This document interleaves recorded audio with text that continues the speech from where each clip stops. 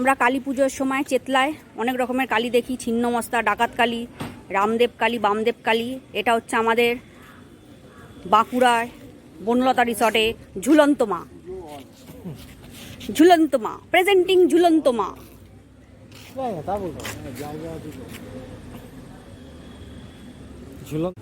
চারিদিকে কত দোলনা না। এগুলো বিভিন্ন রকমের বললাম না, যেমন আছে প্রিমিয়াম কটেজ, তারপরে হচ্ছে মাড হাউস আছে, মাড হাউস, প্রিমিয়াম মাড হাউস।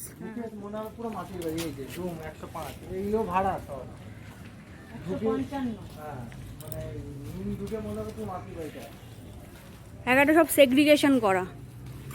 এখানে দেখো বাচ্চাদের খেলার জন্যে গাড়ি আসছে।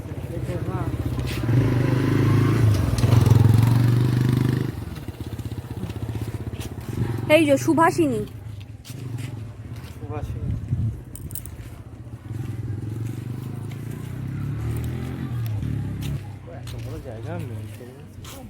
অনেক কর্মচারী, প্রচুর কর্মচারী। দেখো না দূরে আবার ওখানে দেখা যাচ্ছে বিষয়, কত লোক, প্রচুর লোক।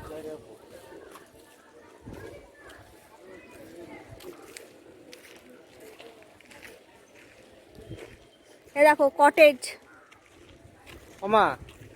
কটেজ, এই যে থাকার জায়গাগুলো সব।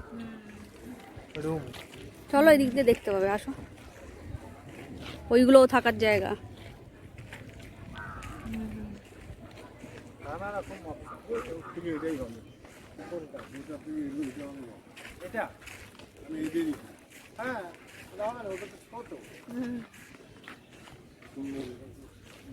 এখানে সব রকম রুম আছে। দেখো ওদের বাইরের বেসিন, বেসিন এখানে একটা বাইরে বেসিন দিয়েছে কটেজের বাইরে। এই যে ফটোটা দেখো মমতা ব্যানার্জি নিয়ে।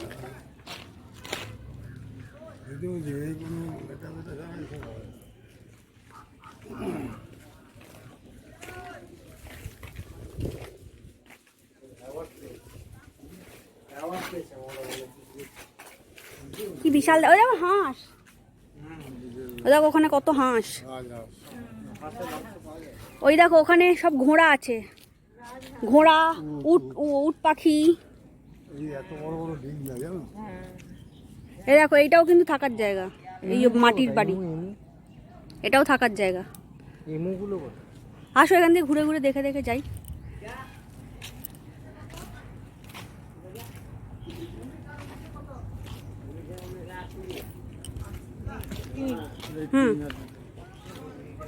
এখানে একটু দেখে সাবধানে পার হবে, জল যাচ্ছে তো।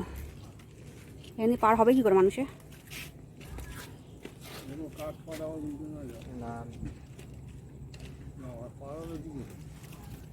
ওই দেখিয়ে দিল কিভাবে পার হতে হয়। দাঁড়াও, আমাকে দেখতে দাও।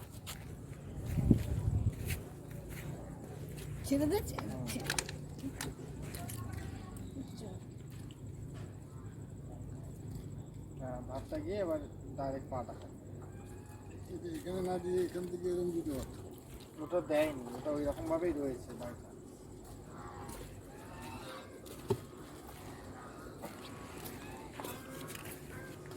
ওই ঢাক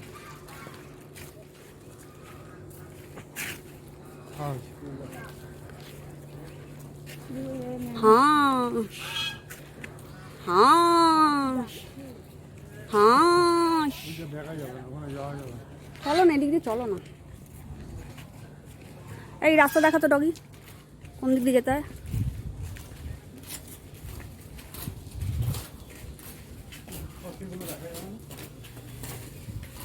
দেখি না ওদিক দিয়ে ঢোকার জায়গা আছে, এগুলো সব থাকার জায়গা। এ দেখো কি সুন্দর সুন্দর। দেখো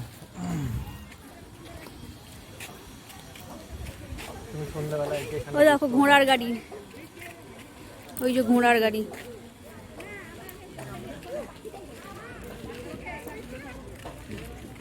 লোক রয়েছে। যা খেয়েছি হজম হয়ে যাচ্ছে হাঁটুতে হাঁটু।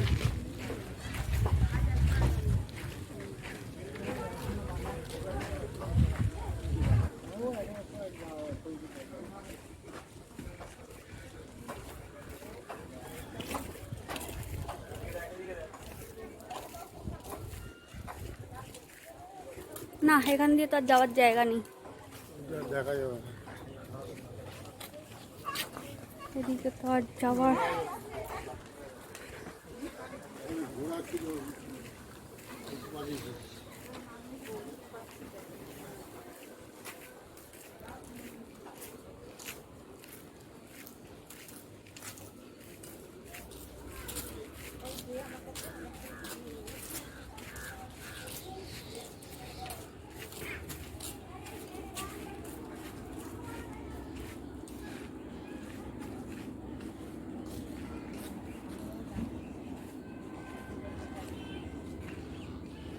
না, ওই তো যেখান দিয়ে আসলাম সেখানটাই তো বেরালাম, আবার যাওয়া যাবে না ওদিকে। ফুলের গাছ, গাঁদার গাছ, ওই যে ছোট ছোট, ওইদিকে পাখি, এদিকেও গোলাপ গাছ। কত বড় জায়গা, কত বড় জায়গা, বিশাল বড় জায়গা এলাকা, বিশাল বড় জায়গা, চূড়ান্ত বড় জায়গা। পাগলা যায় মানুষ ঘুরতে ঘুরতে, আমি পাগল হয়ে যাব ঘুরতে ঘুরতে। এগুলো কি ক্যাকটাস গাছ, ওই যে কাটা কাটা মতন উঠেছে।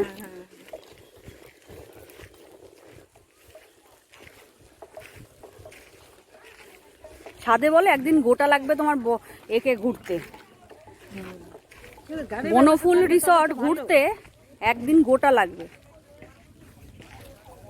এরা না ওই যে আমরা গেলাম না বারুইপুরে, অস্ট্রিচ। হ্যাঁ আরে হ্যাঁ, বারুইপুরে গেলাম না, ওরা ইয়েগুলো করছিল না। হ্যাঁ এই হ্যাঁ, সেম এদের মনে হয় এটা স্বভাব। এদের মুদ্রা দোষ। দেখো এখানে আবার কি আছে, ওইটা আছে সেই চামড়া ঝুলে ঝুলে পড়েছিল না, ইমু ইমু ইমু না, সেই ছোট ছোট চামড়া ঝুলে ঝুলে পড়েছিল। ওই দেখো হুপ হুপ করছে, হুপ হুপ। এই যে সে দেখতে গেছিলাম না, চামড়া ঝুলে ঝুলে পড়া। এই এই এই পাখিগুলো সামনে এইখানটা দাঁড়াও, যখন চলবে আওয়াজ হবে দেখবে।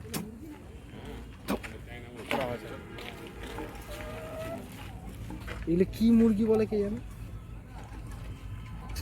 এ দেখো না চামড়া কিরম ঝুলে পড়েছে। ওইগুলো বড়, ওই দেখো ওই দেখো। ও বোধহয় এখানকার রানী বা রাজা। হুম,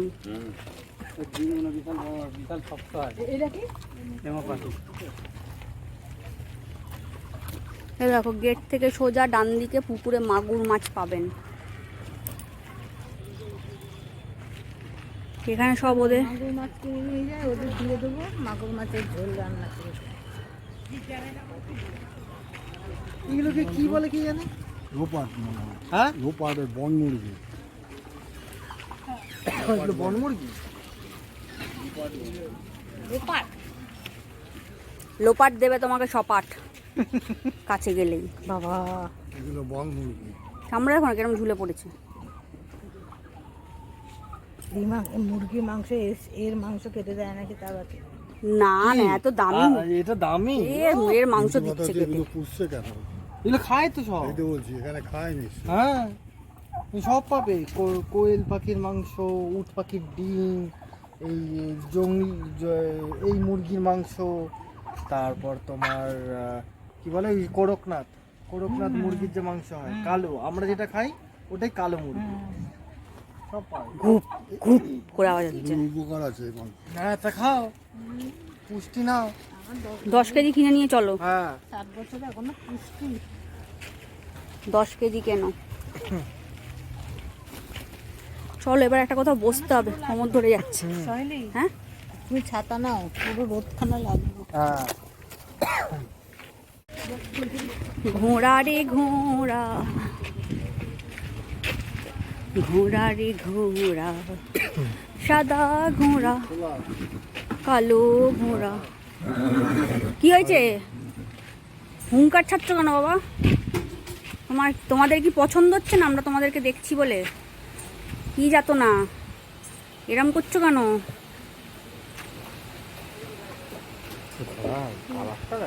হ্যাঁ, সাদা, পুরো সাদা ঘোড়া। এর লেজটা ছোট, এর বোধহয় ঠিকঠাক ভালো যত্ন নিয়েছে। শিকাকাই, আমলা, রিছা সব লাগায় বোধহয়। এর চুলের ঘনত্ব বেশি। লরিয়াল শ্যাম্পু ইউজ করে।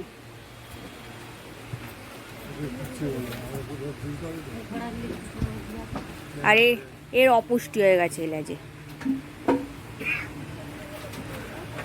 আর এরটা কি বলতো, এর হচ্ছে পুজো আসছে তো, তাই স্মুথনিং করিয়েছে, স্ট্রেটনিং আর স্মুথনিং করিয়েছে।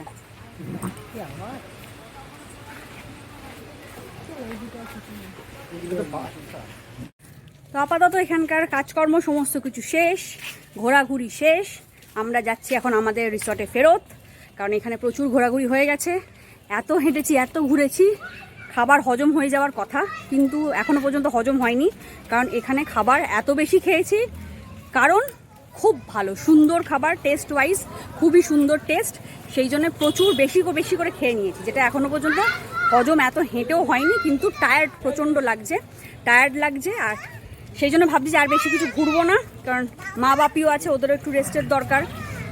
আমাদের প্রথমে প্ল্যান ছিল যে আমরা 14 আগস্ট আসবো, মানে আজকে হচ্ছে 14 আগস্ট, তো 14 আগস্ট এসে 15 আগস্টের দিনকে এখানে আসবো, দুপুরে খাওয়া দাওয়া করে ঘোরাঘুরি করব। কিন্তু পরে আমি ডিসাইড করলাম যে না, 15 আগস্টের রিস্ক নিয়ে দরকার নেই, কারণ এই জায়গাটা এতটাই বড় জায়গা। এই জায়গাটাতে এমনি রিসর্ট হিসেবে থাকার জন্য যেমন লোকেরা আসে, তেমন প্রচুর লোক এমনি ঘোরাঘুরি করতেও আসে, সাইট ভিজিট করতেও আসে। তো সেই জন্যে ভাবলাম যে আর রিস্ক নিয়ে দরকার নেই, কারণ যদি বেশি ক্রাউড হয়ে যায় তখন একসাথে 4 জনে মিলে আসা একটু ডিফিকাল্ট হয়ে যাবে। তো সেই জন্যে আজকেই প্ল্যানটা কমপ্লিট করে নিলাম, মানে হচ্ছে 14 আগস্টের দিনকেই কমপ্লিট করে নিলাম। কালকের দিনটার জন্য ফ্রি রাখলাম, যদি কোনো কিছু যাওয়ার কোথাও থাকে তো ভালো, না হলে আমরা আমাদের রিসর্টের থেকেই রেস্ট নেবো, ওখানে একটু জিরিয়ে নেবো। কারণ ঘোরাঘুরির মাঝখানে রেস্ট একটু দরকার। শুধুই ঘোরা মরে গিয়ে ঘোরা, শরীরকে থকিয়ে দিয়ে ঘোরা, কোনো মানে হয় না। তো সেই জন্যে কালকের দিনটা আপাতত রেস্ট নিতে হবে। আজকে ভালোই ঘোরা হয়েছে, খাওয়া দাওয়া খুব ভালোই হয়েছে। ঘুরতে আসার আমার দুটো মোটো থাকে, একটা তো অবশ্যই হচ্ছে ঘুরতে আসা, ঘোরা, যে জায়গায় যাচ্ছি সেখানে ভিজিট করে জায়গাগুলোকে এক্সপ্লোর করা, কি আছে না আছে দেখা। আর একটাও যেটা আমার মেন থাকে, মানে সেকেন্ড মোটো, সেটা হচ্ছে নিজের শরীরকে একটু রেস্ট দেওয়া। কারণ বাড়িতে থাকাকালীন প্রচুর কাজের প্রেশার থাকে, মেন্টাল স্ট্রেস থাকে, সেখানে ঘুরতে এসে একটু রিল্যাক্স তো আমরা হয়েই থাকি, কিন্তু ঘুরেও যদি আমরা শরীরকে আরও বেশি টায়ার্ড করে ফেলি, সেখানে বাড়িতে গিয়ে আরও বেশি টায়ার্ডনেস চলে আসে। ঘুরতে গিয়ে তখন একটা হেকটিক ভাব চলে আসে। তো ওরকমভাবে হেকটিক ঘোরা আমার একদম পছন্দ না। সেই জন্য আমার পছন্দ হচ্ছে ঘুরবো, তার মধ্যে সামঞ্জস্য রেখে কিছুটা রেস্ট, কিছুটা ঘোরা। তো আজকে অনেকটাই ঘোরা হয়ে গেছে, কালকে দেখি যদি কোনো কিছু থাকে তো ভালো, না থাকলে আমার ফার্স্ট যেটা চয়েসে থাকবে সেটা হচ্ছে অবশ্যই রেস্ট করা। তো এখন আমরা যাচ্ছি আমাদের রিসর্টে। তো আগে যা যেরকম হচ্ছে সেগুলো সেরকম তোমাদের সাথে দেখাতে থাকবো। তো তোমরাও আমাদের সাথে জুড়ে থেকো। আপাতত বন্ধ করছি এখানে ভিডিওটা, আবার পরে দেখা হচ্ছে রিসর্টে গিয়ে। তো এখন বাজে রাত্রির 10টা। যেমন কি বলেছিলাম যে এর আগের ক্লিপিংসটাতে, যে আমরা যে রিসর্টটায় থাকছি সেখানে গিয়ে এবার ফাইনালি রেস্ট নেবো। অনেকক্ষণ ঘোরাঘুরি হয়েছে। তো সত্যি কথা বলতে আমরা ঘোরাঘুরি করে এতটাই টায়ার্ড হয়ে পড়েছিলাম যে আমি আর অনির্বাণ, ওদিকে মা বাপিও যে যার মতো নিজের রুমে এসে ফ্রেশ হয়ে নিয়ে শুয়েছিল। এবং শোয়ার পরে শুয়ে আমরা টিভি দেখছিলাম। বেসিক্যালি আমরা নিউজটাই দেখছিলাম, কারণ সত্যি কথা বলতে এখন যা পরিস্থিতি এবং এখনকার যা আবহাওয়া চলছে, তাতে সারাক্ষণই আমরা নিউজের ওপরে চোখ রেখে আছি। আর সত্যি কথা বলতে অনির্বাণও বারবার করেই বলছিল যে তোমরাও হয়তো জানো, এতটাই একটা দুঃখজনক, লজ্জাজনক এবং মর্মান্তিক, ভীষণই পাশবিক একটা ঘটনা ঘটেছে। এর আগেও বহুবার ঘটেছে এবং আমি জানি এরপরেও ভবিষ্যতে আরও অনেকবার ঘটবে। এরকমভাবে প্রতিবাদ হতেই থাকবে এবং প্রতিবাদের পরে কিছুদিন কন্টিনিউ সেই জিনিসটা চলবে এবং তারপরে আবার যেরকম ধামাচাপা পড়ে যাবে যেরকম প্রত্যেকটা কেসে হয়। তো সেই জন্যে আমাদেরও মনটা ওইটার ওপরেই পড়েছিল, কারণ আজকে অনেক জায়গায় বিভিন্ন ভাবে জমায়েত হওয়ার কথা ছিল। আমাদের কাছেও অনেক রকমের মেসেজ এসছে, ফেসবুকে তো পোস্ট হয়েই যাচ্ছে। তো আমাদেরও খুব ইচ্ছা ছিল যাওয়ার, কিন্তু যেহেতু এই প্ল্যানটা অনেক আগে থেকে আমাদের করে ফেলা, সেই জন্য এটাকে তো আর ক্যান্সেল করা যায়নি। কিন্তু আমরা সারাক্ষণই আর কি নিউজের ওপরে বা ঘটনাটার ওপরে নজর বসিয়ে রেখেছিলাম যে কি হচ্ছে কি না হচ্ছে। তো সেই জন্যে এতটাই টায়ার্ড হয়ে পড়েছিলাম ওখান থেকে ঘুরে এসে, আর কোথাও বেরোনোর ইচ্ছাও করছিল না। প্লাস হচ্ছে অনির্বাণও বারবার করে বলছিল যে নিউজে কি দেখাচ্ছে, তাহলে একটুখানি বসে দেখে একটু রেস্ট করি। তো সেই জন্য তখন থেকে মানে আমরা শুয়েছিলাম, এসে ফ্রেশ হয়ে নিয়ে উঠে গেছি মোটামুটি 9টার মধ্যে, কারণ তার আগে একটু নিউজ দেখছিলাম। নিউজ দেখতে দেখতে ঘুম পেয়ে গেছিলো বলে একটু শুয়ে পড়েছিলাম। শুয়ে পড়ে 9টা নাগাদ উঠেছিলাম। 9টা নাগাদ উঠে একটুখানি ফ্রেশন আপ হয়ে মা বাপির কাছেও খাবার পৌঁছে গেছে, আর আমাদের রুমেও তো খাবার দিয়ে গেছে। তো এখন ফাইনালি 10টা বাজে, রাতের ডিনার করব। আর এখন তো সন্ধ্যের পরে আর কিছু ঘোরাঘুরি কোনো সিন নেই, যা ঘোরাঘুরি আবার কালকে সকালে উঠেই করব, বা দেখাবো তোমাদেরকে কোথায় কোথায় কি যাচ্ছি। আজকে রাতের বেলায় এখানে চারপাশে কীরকম দেখতে লাগে বা লাইট জ্বললে কীরকম থাকে, বাইরে হাইওয়ে তো, মানে বাইরে যে রাস্তাটা সকালবেলা দেখিয়েছিলাম মেন রাস্তা, ওখান দিয়ে এত বড় বড় লরি বাস যাচ্ছে, এত সাউন্ড। আমার ইচ্ছা ছিল রাত্রিবেলায় কীরকম মানে দেখতে লাগে সেরকম দেখাবো, কিন্তু আজকে আর ইচ্ছা করছে না। প্লাস হচ্ছে নিউজটাও দেখবো, সেদিকেই বেশি মনটা পড়ে আছে যে কি নেক্সট হতে চলেছে বা কি হলো আজকে সারাদিনে। তো সেই জন্য আজকে আর বেরোচ্ছি না। চেষ্টা করব কালকে অবশ্যই সন্ধেবেলা বেরিয়ে চারপাশটা একটুখানি ঘুরিয়ে দেখানোর, যে কীরকম লাগছে রাতের বেলা এখানটায় পরিবেশটা। এমনিতেও মোটামুটি এই দরজা যখনই খুলছে জিনিসপত্র দেওয়ার জন্য আসছে, আমরা তো দেখছি, কিন্তু তোমাদেরকে দেখিয়ে উঠতে পারলাম না। তো কালকে অবশ্যই চেষ্টা করব সন্ধেবেলায় আবার ভিডিও করার। তো ততক্ষণের জন্য অনির্বাণকে দেখিয়ে দিই একটুখানি। এই ছোকরা, কি করছো তুমি? ফোন ঘাটছে, আবার সেজে গুজে জামা পরে বসেছে। বাবা, পা আবার করেছে দেখো না, আবার পোজ নিয়েছে। উফ, আবার পোজ নিয়েছে।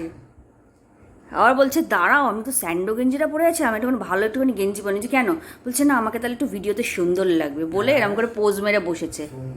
আমি বললাম যে এই যে, আমি বললাম কি আছে, স্যান্ডো গেঞ্জি পরেছো, এই যে চাদরটা যেটা আছে, এই যে চাদরটা একটু চাপা দিয়ে না। বলছে না, সবসময় কি ভিডিওতে আমাকে চাদর পরলে ভালো লাগে, আমি একটু স্যান্ডো গেঞ্জি পরবো, আমি একটু গেঞ্জি পরবো বলে আমাকে পোজ মেরে বসেছে।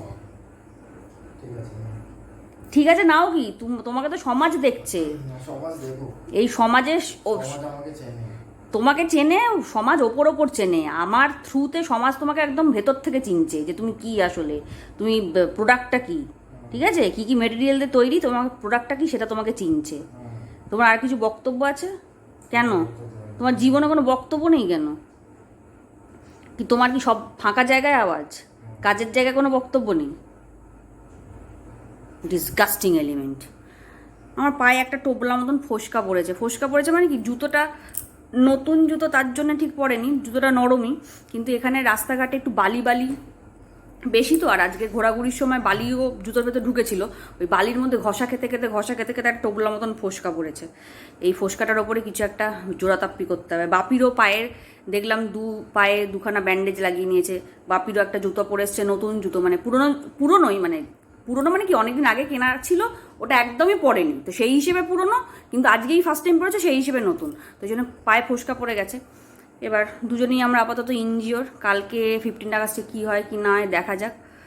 আশা করছি ভালোভাবে কাটবে। আশা করছি এখনকার যা আবহাওয়া চলছে, যে ঘটনাটাকে কেন্দ্র করে আমি কথাটা বলছি, আশা করছি সেদিকেও আশা করা ছাড়া আর তো কোনো উপায় নেই। আশা করা যায় এবং প্রে করা যায়, ভগবানের কাছেও ডাকছি, সবাইকেই বলছি যে জিনিসটা যেন ঠিকঠাক মতন করে এগোয়। তখনই এগোবে ঠিকঠাক মতন করে যখন কি না অপরাধী যারা আছে তারা ঠিকঠাক মতন করে শাস্তি পাবে। তো আশা করা যেতে পারে, আশা ছাড়লে তো চলবে না, আশা আমাদের করতেই হবে, যাকে বলে না আশায় মরে চাষা। তো সেই আশা করে যাচ্ছি যে অপরাধী অবশ্যই শাস্তি পাবে। আর কালকের দিনটা কীরকম কী কাটছে দেখা যাক। ততক্ষণ আমরা একটুখানি রাতের ডিনার করে নিই, অবশ্যই নিউজ দেখবো। আজকের মতন গুড নাইট তোমাদের সবাইকে। তোমরা সবাই সুস্থ থেকো, ভালো থেকো। কালকে সকাল সকাল আবার দেখা হচ্ছে। টাটা। অনির্বাণ করে দাও tata. Good night. Good night.